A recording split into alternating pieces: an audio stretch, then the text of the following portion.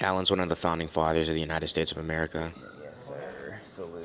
God bless this country. All right. Yeah, sit back, get comfortable. This is your house. We're at your house, dude. This is spot. Go ahead and introduce yourself. My name is Roberto Castrillo. I'm from Miami, Florida, but I grew up in Marietta and Kennesaw. When I moved out here, at least. So, but I'm a Georgia boy.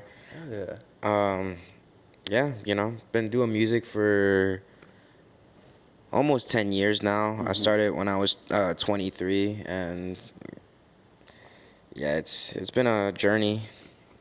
Wow. Wait, what is your stage name? My name's Last Call on stage. By the way, I'm sorry. Oh, no. I should have You're said good. How that. did that name come about? During it's it's a funny story. Like, I used to drink a lot when I got out of the military, and for a while there, like, it was just a party life. We're in our early 20s. Like, all my friends are in college or they're in the Marines mainly, because all my friends went to the Marine Corps or the military. So, like, half of my friend group was in the Marine Corps, the other half was in college, and like a lot of the lifestyle was revolved around drinking. So, like, some of my friends would come down here from Camp Lejeune, which is like the East Coast base for the Marines, and hang out for the weekend, and we would drink literally until last call. So like every single time, whatever bar we were at, like we just drink until last call. So that's how that name came about. Like, just having a good time with the boys and girls, I would say. Fire. That's a great tip. If you're starting to DJ out here and you want to get a cool name, just fucking get Blackout. That'll inspire you. That'll give you everything you need to know. No, that's dope. So what, you've been doing this for a while now. Like, what kind of music did you start with? And then, like, how have you evolved? How has your taste evolved as you've been doing this? As far as like producing music or DJing or like Both. So as far as DJing goes, I like to say I started listening to EDM in around like 2011. I was like a freshman in high school. Scary Monsters and Nice Sprites came out, and that was one of like a life changing EP for me. But that's not what made me love EDM. Like, I love Skrillex to death. I love Flux, but like Swedish House Mafia, like Tiesto, Calvin Harris, like. I'm missing a name. Avicii. I'm sorry, dog. Like those like levels. Like, come on, man. Like, songs like those just embody what EDM was during the golden age, and like it made me definitely. I don't know. Like, I was obsessed with it. Like, because I grew up listening to like hip hop and metal my whole life. Rock music. I started listening to classical rock later on as an adult, but like I listened to metal mainly my whole life and like rap. So when something like electronic dance music came about, especially in the form of like house music and big house and stuff like that, it was so different. It was such a unique take on production that I've never heard before, and all those sounds just like, I would say at that age slowly started to develop my musical mind to what it is now. Wow, that's dope. Was there like a moment you can recall where you were like, okay, this is the time where I'm gonna like get into this? Or was it just slowly over time that you wanted to like DJ and produce? So I never had any intention on being like a producer or a DJ or any of that. I wanted to go to the military. I wanted to go be an athlete. Like, that's what I always wanted to do. Music was never really a thing until later on in life, but I always loved it. Like, I could tell that I had a massive passion for it. I was in band when I was in school. I did a little orchestra when I was in elementary school, and like I did a couple other things where I learned musical instruments, but it was just like for fun. Like, I never actually wanted to do it. And when I left the military and I was hanging out with one of my boys I was getting out, he was very confused on what he wanted to do with life too. So we would just all hang out together and just chill and chop it up and just try to figure out life. And we figured out Lost Lands. In 2017, it was his first year, and we didn't know what it was until it came up on YouTube, and we saw Excision's Detox set, and it was just like, I know a lot of us have that moment where we're like, whoa, that shit's crazy, Life changing. and we're like, bet, let's go to Lost Lands next year. Let's see what happens, right? Didn't think it was gonna happen. Like, a lot of life shit happens. You say you do something and you never actually get to do it, but. I think like in 2018, the 6-month mark right before it happened came around, and we're like, so are we doing this or not? And it was just like, I mean, if you guys are down, people started swiping cards, and I was like, oh, all right, I guess we're doing it. Facts. So we go down there, and we're having the time of our life. And like, I think in the middle of Excision's 2 hour set on day one, Friday, dog, he's going crazy, and I just look over at the boy, and I'm like, I think we could do this. I don't know, like, what possessed me to say that. Like, we're vibing, we're just watching everyone, or like. I'm not saying we can make it to that stage, but I feel like we could do it. Like, I feel like it's achievable, you know? Why not try it? And from that moment forward, I think it was the third weekend of September in 2018, from that moment to now, we've been pursuing music, so. That's fire. All it takes is like one little spark to just like really get it. Absolutely. Going. So what were like the first, so you mentioned kind of how you always had a passion for music, and then, you know, you had this really monumental moment where you saw somebody else doing something that you wanted to do. Once you got into it, what did that kind of look like? Were you playing at like fucking dive bars? Were you just DJing at home? Like, how did it start? So the DJing journey and the producing journey are there's two different lives. Yeah. I would say, at least. I've been DJing longer than I've been producing, absolutely. From like 2018 to now, I've been DJing. From 2021 to now, I've been producing. Okay. But the DJing one, man, we started off on this. We never even had a controller. We had this little like strip of buttons and like sliders that we programmed to the actual software that we were using at the time to use it, because we just didn't have the bread for a controller. And we also just didn't know. We were so like new to everything. We didn't know how this shit was. And then one of our homies just like put us on the game. He was like, get this and that, like spend this money here, and then just like, if you fuck with it, then invest more, but just use that for now. And we put our money together. We got a little two-deck tractor, and it was like just game over from there. Every single day we were DJing for like 3 or 4 years in our bedroom, just like spinning for anybody that'll listen to it, you know. Never had an opportunity or a chance, and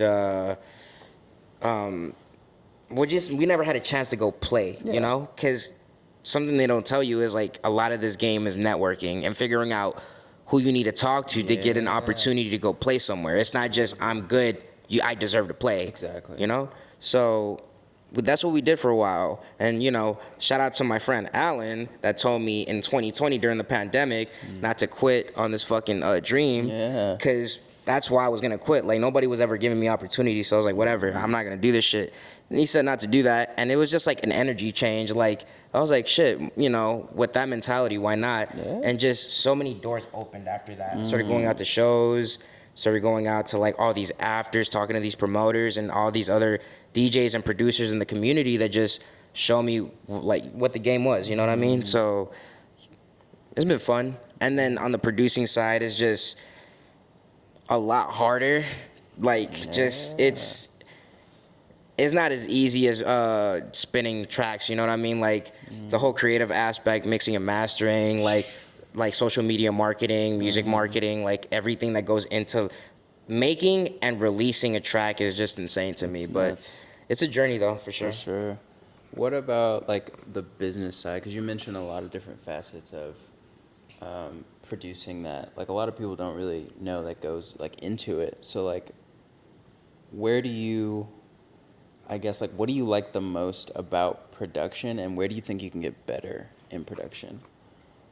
I think I can get better in every single aspect of like production. That I don't think I could single out where individually I need help. I think in every part I could get absolutely better. I think I have a solid foundation right now. I'm not saying I'm good, but I have an understanding and knowledge of music now that I didn't a couple years ago. So it makes it a lot easier for me to make tracks and put them out, and also advertising and stuff. But if you want like to actually answer it, I feel that I can do a lot better on the sound design aspect, a lot of versatility with percussion and just using different instruments, trying to get better with mixing and mastering, especially mastering.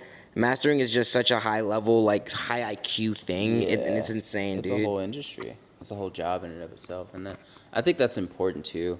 to like always note, because like everybody's talented in different ways, but like some people are like really fine with business, but like your beats are trash. But some people's beats are like phenomenal, but you can't talk to somebody. So it's like that's really like helpful for everybody watching to know that like there's a bunch of shit that you got to do, and if you're gonna do it yourself, it's gonna be really fucking hard. Absolutely. Do you have like a team, like a mixing mastering engineer, or like how does it work? So, you know, I recently parted ways with one of my friends that really taught me a lot about everything that is this musical game. Yeah. He showed me a lot, and I appreciated everything he's ever done. So, but outside of that, like he was the only guy that I really had as far as like helping me do this. I'm really just doing it on my own or trying to figure it out at the very least. I've recently like just learned that through a lot of collaboration, you can create a lot of like chemistry with certain people, which can go beyond just a collab. So that is something I've been working on. I don't know. The industry is kind of interesting too, to say the very least. I don't want to get too deep into it, but like, I get deep. Fuck it. like you can't just work with everybody. Yeah. You know what I mean? Like, That is very true. yeah, it's just super selective on who you want to work with, because a lot of these people like grab from your plate and never give back, or just they're on. It's a whole thing, Yeah. and it's just going around in like a circular motion. So I guess it's like at the end of it, like I'm just really doing it on my own as far as the music goes. Like the DJing is different because I have so many friends that I could talk to, and we could just branch out and help each other. Figure it But out, yeah. production's just its own thing, It's its dog, own and animal. I'm really just doing it on my own. As far as production goes, like who would you want to kind of like tap on, whether it's for collaboration or mentorship? Like who are some 5 people in the city that you'd love to work with? In Atlanta, Yeah. Frozo is the number one. Shout out Frozo. Shout out my dog Frozo. He's Frozo. cold-blooded. He's one of the nicest DJs in the city for sure, and there's so much untapped potential with the production too. All of Hodgepodge, you guys obviously. Jair's been a friend for as long as I can know. Yeah. So like, all of y'all, man. You know, Zuba's cold. Zuba's nice. His sound design's wicked for sure. Drink Your Water is cold. We already knew that boy was gonna go crazy. Facts.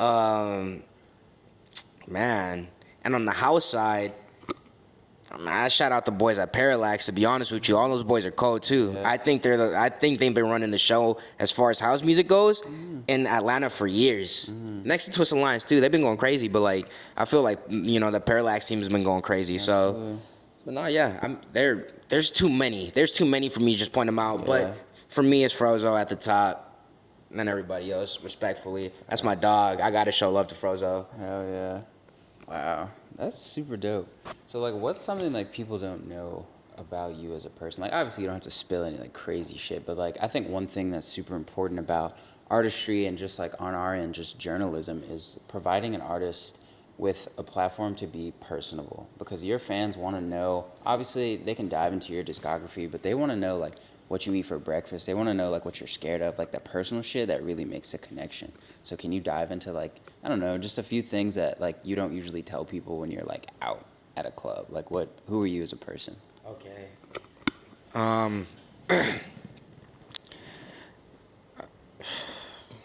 That's a good question, bro. I mean, I'm gonna keep it real with you. Like, I just play a lot of video games. Like, That's it. Let's dive into it. What are you console? You PC? I've always been a console guy. Never PC. That shit's too hard. Not even hating on it. Like, I think this shit's tough, but like, it's just not for me. Not for real. Culture. Like, yeah. I can't do all that shit, bro. I've always been a controller kid. Like console, everything. FPSs, sports games mainly, fight, like UFC as far as fighter goes, but like nothing more than that. I'm a chef, like that's what I do to actually like support the this whole musical shit. That's crazy. Yeah, bro. What so like what do you like? Where do you work, or like what do you do? As of right now, I'm like the head chef / kitchen manager at this healthy food / fitness company called Clean Eats. It's like literally like just food oriented towards like macro friendly / like just health friendly food. Like everything that you need to know nutrition wise about the food is like readily available for you. Whoa. Yes. That's fine. They also have meal plans. They have everything like at our marketplace we sell energy drinks, clean snacks like like basically desserts and shit Yeah. that are all just like protein based and have things like that in that. Wow. Yeah, for sure. This episode is sponsored by Clean Eats. Shout out Clean Eats. I'm kidding. I need a raise for that. Dope. Fucking, how did you get into like knowing you wanted to be like a chef? So it's funny, the music came because of the chef shit. So like I got out of the military and I didn't know what I wanted to do in my life. Yeah. So my cousin was working at an O'Charlie's and he was just like, yo, bro, slide through. And I'm like, I bet. And I was like, I'm out here thinking I'm about to be a fucking server and shit, I'm about to make paper. Now these motherfuckers put me a busboy and I'm like, come on, bro. I'm not a fucking teenager, dog. Got him. I also had no personality to actually serve people because I was fresh out the military. I was a fucking asshole, dog. Yeah, I just chip on your shoulder, I thought I was the biggest dude ever. Yeah. Really wasn't, but not yet. I mean, I did that for a minute, and then like they fired hella people in the kitchen, and I was like, all right, do y'all need help back there? Because I know y'all pay a lot more than what we got going on up here. And they're like, yeah, come on through. And from that moment to now, I've just been pursuing it. Didn't think I didn't want to be a chef there. I left O'Charlie's because I fucking hated cooking there. Can I curse? Fuck So, me. all right. I'm like, I probably done said like 20 curse words and I'm just picking it up on it. But nah, I left there. Then I went to go work at other spots. And when I worked at other spots was when I realized that I wanted to be a chef and take it to the next level. Yeah. And from that, like from there, just like the music shit, like I've always done it. But cooking in the industry or just being in the food industry / like service industry, if you just serve people in general, you know how much that shit sucks. So when you get back home, like you're just like, damn, I need something to do. The game only can do so much. Like you get tight, you're like, fuck this shit. I don't want to do this anymore. So that's where the DJing kind of started to happen. Because my roommate at the time was a DJ. And I was like, dog, this is kind of tough. Like, I've always wondered, like, how do you even do this shit? He's like, bro, I got you. Let me show you what it is. One day I got off of work. He was spinning in his room. I'm like, yo, can I slide through? Yeah. He's like, yeah. I'm coming through. We're having a couple beers. He's showing me the game. I'm like, dog, this is tough. From there to now, I've just been DJing, dog. Wow. Yeah, and it's like I learned how to DJ, and when I would get home from work and I'd have like the worst days, I'd open up my laptop, just skim through my fucking musical libraries, plug that shit in, and just go. Wow. And it was more of an outlet than it wasn't me like trying to go make it as a big name DJ at these festivals. I'd get home and like, bro, just like somebody cracks open a beer, I'd fucking open up my laptop and just start spinning and shit. Damn. Yeah. That's fire. So you're cooking up and you're cooking up. Not literally. I say that shit all the time. Cooking. My homies tell me that I never clock out. Yeah. You really can't in this day and age. There's so much to do. And there's so much opportunity out there. What's like your favorite thing to cook? Like Trap. Okay. Like I love EDM, don't get me wrong, like making beats are tough because this is what makes it so fun for me. You make a really good beat, that's fine. Yeah. That you just made a beat though. There's nothing yet. Right. I send that beat to my vocalist because I got a couple, Yeah. and I'll just be like, "What do you think? If you don't like it, just let me know. And if you don't like it, tell me why so I can fix it." Exactly. And most of the times they'll tell me like, and they're really good on that. It's like, this is not for me. Just keep it in your back pocket. Cool. Why? I don't like the scale. I don't like the tempo type shit. You know. But most of the times they're like, they send this emoji, and then ... Then they send an audio file. Tell me what you think. Wow. And then they send like their recordings, like they're just rapping or singing off their phone over the beat, and they send it to me. And I'm just like, yo, that shit's hard, bro. Yeah. And they're just, he or she is usually like, you fuck with them, like, yeah, you want to do something with it, bet. And then you create a whole song out of it. Wow. And that like, from making music in that like aspect is just changed the way I view everything. Because even though EDM is tough and I love it, like producing music and then sending it to somebody else and then them sending something back to you that's really good, I don't think anything can beat that. Like that shit is so, I don't know, dog. That's just artistry to me. Like that, one person sends something to the other, they send something back, bet. We put it together, send it out to the people. It's what separates you from a beat maker and a producer. Those two different things, for sure. Wow. What What's your favorite thing to cook, like food-wise? I'm fucking starving, by the way. I'm trying to get into it. I'm trying to get some ideas going, dude. I specialize in New York Italian food, so like pastas, pizzas, strombolis, sandwiches, stuff like that. You know, I can cook a variety of food. I've gotten into a lot of macro-friendly food recently, which I think is really cool. It's different. Trying to make the most flavorful and tasteful food on a certain amount of calories, and not like you're just cutting a lot of shit in half because you're not using your butters and all these other things that make it so fattening, but you're still trying to make it very tasteful. I don't know, it's different, man. What are you cooking for these thoughts? Like, what if you got like something like something comes through the crib and you're like, I gotta impress her real quick. I gotta throw something together. What would you? We can get two $5 boxes from Little Caesars. Holy shit! I ain't cooking for these thoughts. No. Now, if you want me to cook for a lady, let me tell you I cook for a lady real quick.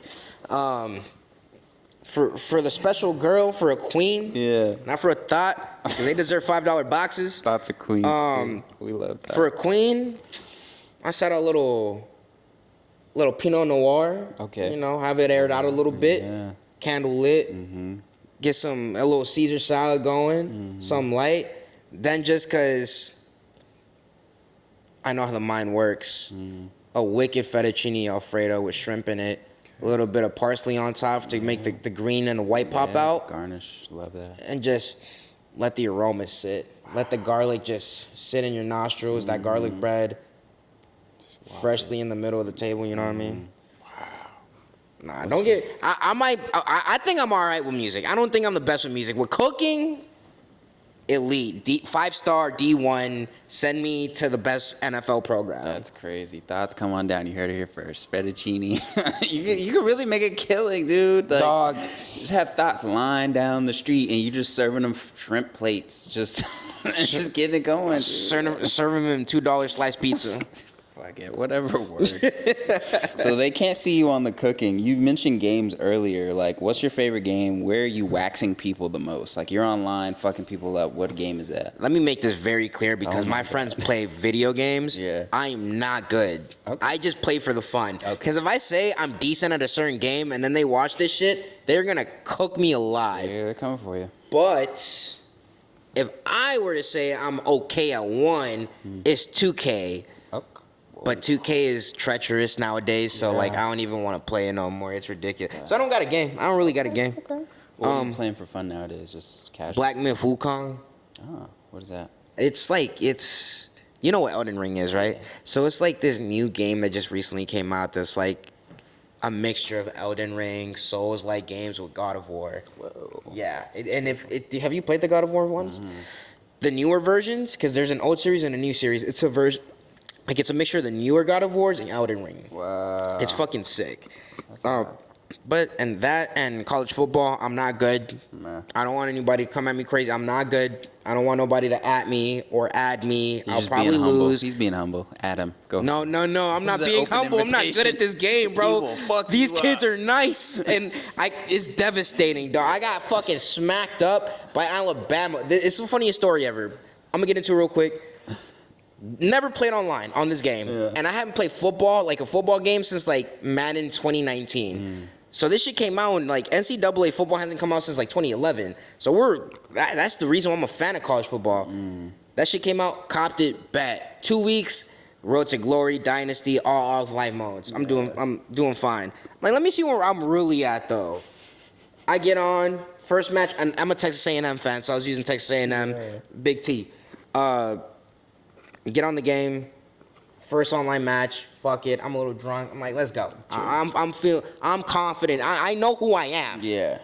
I didn't. Here. No. It was down here, brother. Ah. Bro, I got on that bitch. Yo, 0-0 going into the second half.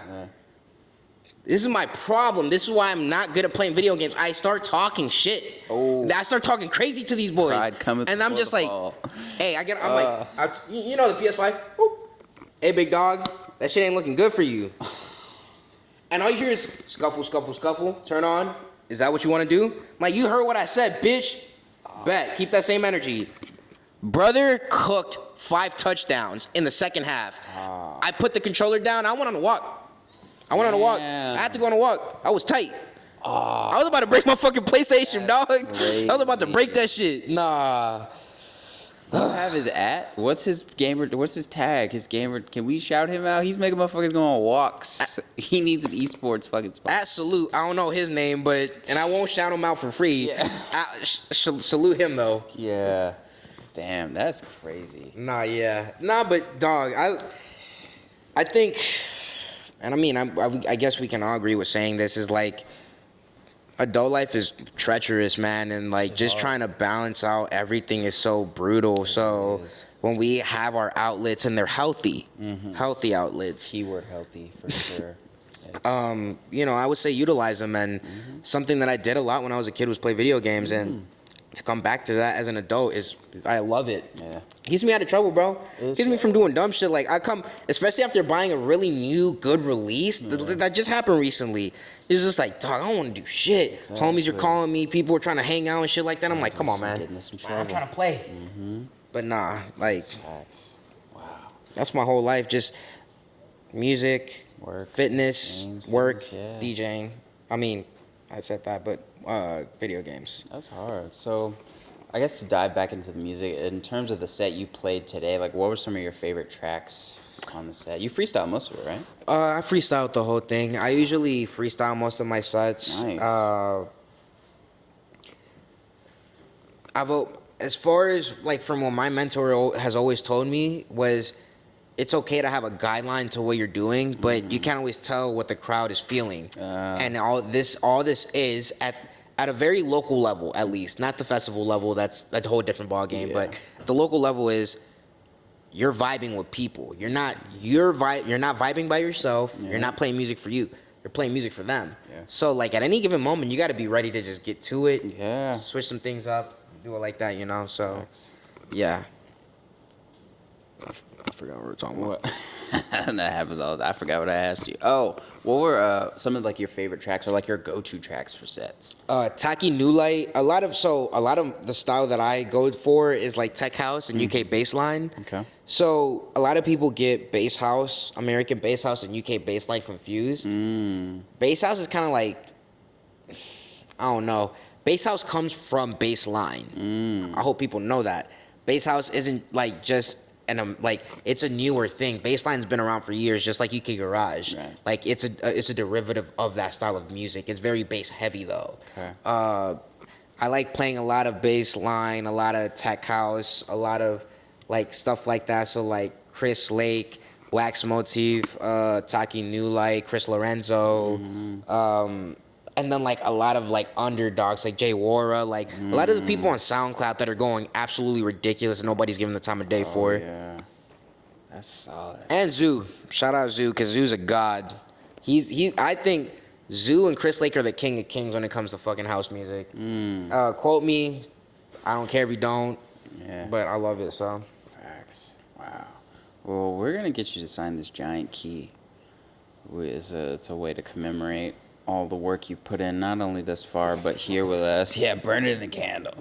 No, that's crazy. I'm gonna try to make up some bullshit questions while you sign this. So do I just like write my name big as hell, or huge, dude? You gotta sign it big. This whole white space is all for you, and you're the first person to sign it. So, nice. That's a good thing. It's a good thing.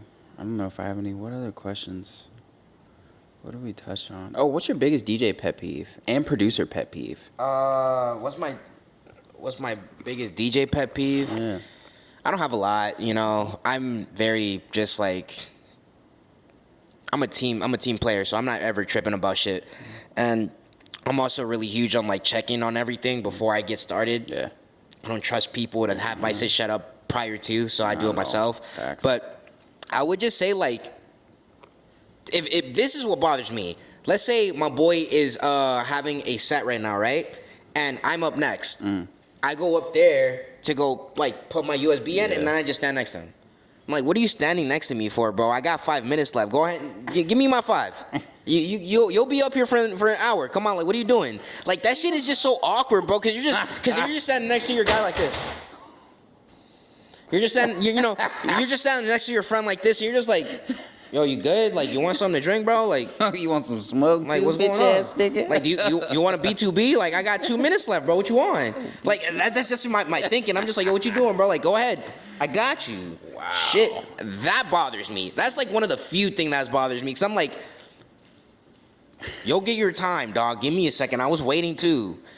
He stood up. That's how you know it's real. He stood up. No, he was like, dead ass. nah, No, like, I don't. I hate that shit. That shit's so annoying, bro. That's what we need to hear. We really need that personal take, because like a lot of people don't talk about the nuances, and there are a lot of people who are in this industry that are spectators. They're fans. They just love the culture, and that's not something that is readily shared with DJs to non-DJs. So we appreciate that kind of sentiment. Don't stand next to this motherfucker. You will get slapped. I wouldn't say they get slapped. I'm Okay, just like, yeah. I'm just saying like, you can't be on TikTok over there, bro. Oh. Like, cause you're not just standing there. You're just not standing next to me. You're standing next to me on your fucking phone. Like, come on. Call them out. You're like, you know, people no are fucking bitches. watching us, and you're just vibing out right here. Like, that's just like such a flex of I'm like that. And while everybody else is watching, like, who's this guy just standing up there on his phone? A DJ? Cause I don't want to start beefing on the fucking camera, but no shout out to him. Yeah.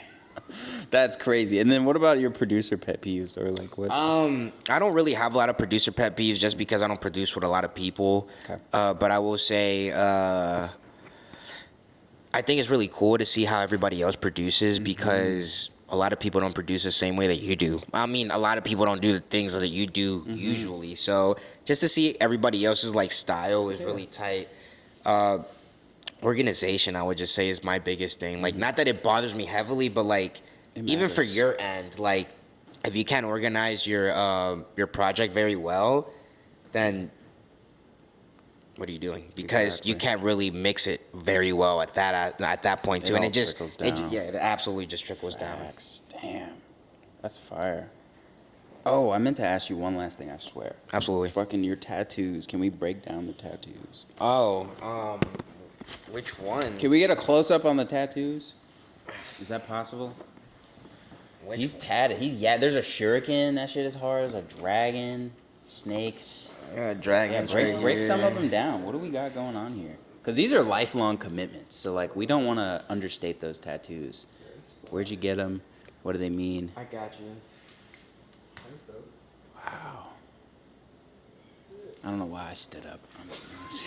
I don't have So, I'm not a degenerate, but I've made degenerate decisions a lot growing up my whole life. And one of them was these two tattoos right here were my first tattoos ever. I got them when I was 16 in high school. Oh. One of my Is that legal? No, it's super fucking illegal. Okay. My friend had a tattoo machine. Nice. And one of my boys, shout out Vic, he was just like, yo, our boy has a tattoo gun. You want to get a tattoo? And I was just young and troubled and going through a lot of shit in life, and I was like, fuck it, why not? Yeah. And I got tatted up, and from there, like, it was just history. Like, I got these two first when I was 16. Thought I was hot shit because I was 16 years old with tattoos. I'm like, nobody can tell me nothing. Bet you were fucking cool. That's cool. And cool. Dead ass. The only people I ever saw that had tattoos at like 15, 16 were like they ended up in jail. Like, they were just the baddest motherfuckers. Not only were they the baddest motherfuckers, they pulled all the hoes and they were plugs and they were just cool. They were just that nigga, bro. Just had the tattoos, bro. None of the other things. None of the other things. I wish I had the other things. I thought the other things would come with having tattoos. No, that's not how it worked. Okay. But that would have been a nice little story for me. Yeah. No, I was a nerd, and I had tattoos to compensate for it. That's even cooler, arguably. But go ahead. But no, yeah, I think it was after I left the Marine Corps that I got more, and I started off with my, like, actual Marine tat, and then I started just filling it up, and, you know, like, I have a Marine Corps tattoos revolved around Marvel, Harry Potter, DC, just a lot of comic books and fandoms that I've really liked, animes recently, you know, Shout out my dog. He's the reason why I even have this Gara tattoo. It's a reason why I got it because my boy shot it and gave it to me. So like he told me what it meant, and I was like, bet, like, period. Yeah. I never even seen Naruto prior to that shit, and I got it tatted up on my neck, and I was like, huh, what does this shit mean? And I watched it, and I'm like, tough, ridiculous. Wow. And then I got animals on this side, like dragon, tiger. I have the little knife that they use in Naruto. Shuriken? No, it's not a shuriken. Kunai? Or? It's a kunai, yeah. I have a kunai right here with Itachi in it and all that. But this sleeve is supposed to be the 5 styles of original Chinese kung fu. So dragon, tiger, snake, leopard, monkey. Yeah. You know? So that's what I was doing here. And over here is just like, I just getting shit filled in. And then the rest of my body, I'm just doing that. Lil Wayne is the reason, and will forever be the reason, why I will be tattooed from head to toe. Oh, wow. So I tell people that shit all the time. Dang. The motivation comes from him. I saw that and I'm like, bet. Mother didn't like it, crazy. And I loved it. And I was just like, I'm down for it. For sure. It's like a stereotype or like there's like a weird like thing that people say, like once you get your first tattoo, it's like it's really hard to stop. Is that a thing? I guess I would say it just depends on the person. Okay. For most, I will say like it is a thing where like you get one and you keep going. Yeah. But I mean, I don't know. Like everybody's so different, bro. It's like different, unique. Yeah. But at least from my personal, like me thinking, dude, you get one, you go on your whole body. Well, yeah. There's. And then people, I don't know if you know this. This is a whole trend. People get whole tattoos, like sleeves, like, and it's a whole sleeve though, like planned out sleeve. They're blacking it out now. Do you know why they're doing the black ink? No. So black ink helps the rest of the other colors contrast really hard against your skin. Wow. So that's why people, like, you'll see them get whole sleeves, they'll black everything out, and then they're doing whole other tattoos over it. Whoa. Yeah, tell me you got money. Because that costs a lot of fucking bread, bro. That shit is not cheap. Blacking out your arm, at least 5-7 bands. Oh my goodness. $7,000 for everybody that doesn't know. Huh? Would you do it? Oh yeah, I'd get everything tattooed. If I acquired the wealth, I'd get my whole body tattooed, black everything out, and then do it again. Well, this is an open invitation. I mean, somebody give him 5 to 7 bands so he can black out his arm. You know? Whatever. Shit, give me a whole new setup. I don't even want tattoos. Give me a whole new setup. You know, another way you could get money if you started selling fish plates, the thoughts that we talked about earlier. Like, you really have an avenue. You're a cook, too. You're a chef, really. Like, come on, dude. Trapping beets and catfish is crazy. Can't do it. They'll pay. This is the city for it, dude. Music and fried food. You can make a killing, but nah. I'm not gonna take up too much of your time. It's a black business. It's a black business. Yeah, use me. Use me as a catalyst. We're gonna use this for the thumbnail. Well, we actually have to take a picture. We don't use this, but we're just gonna do it anyway. So, cheese.